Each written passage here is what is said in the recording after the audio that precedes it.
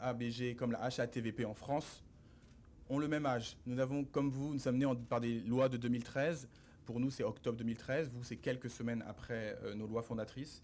Donc nous avons un peu d'expérience, mais pas tant que ça. Nous avons aussi à apprendre de vous, de vos difficultés. Nous aurons l'occasion d'échanger sur notamment les difficultés liées aux déclarations de patrimoine. Je vois ici ce slogan qui est ici tout à fait celui que nous pourrions aussi avoir en France, parce que les déclarations de patrimoine sont un instrument absolument essentiel de notre point de vue pour permettre à ce que nos autorités puissent effectuer le travail de régulation qui leur est confié de par la loi.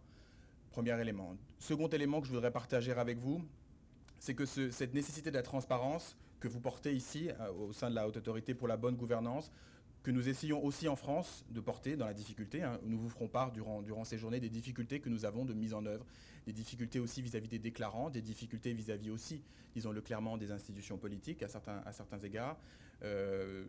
Cette nécessité, elle traverse tous nos pays de façon absolument égale et équivalente.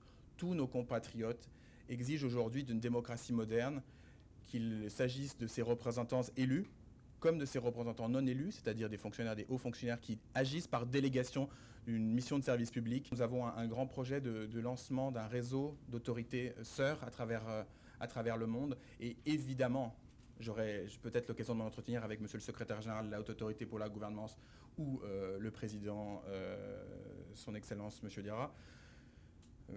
La HABG est évidemment l'institution phare, l'institution pilote. Quels que soient les standards internationaux, quelles que soient les études que nous prenons, évidemment, la HABG est sur l'ensemble du continent. Nous avons été en Afrique du Sud il y a peu. Nous avons des liens, par exemple, avec certains pays du Maghreb. Évidemment que la HABG a vocation à être l'institution sœur de la Haute Autorité pour la transparence de la vie publique sur le continent.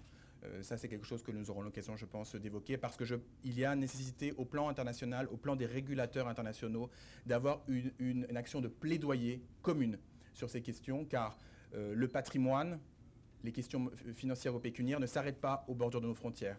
Nous le voyons, des affaires défraient la chronique, si je puis dire, en permanence. Les Panama Papers, il y a quelques jours, ce qui se passe au Brésil, et on pourrait citer tant d'autres pays.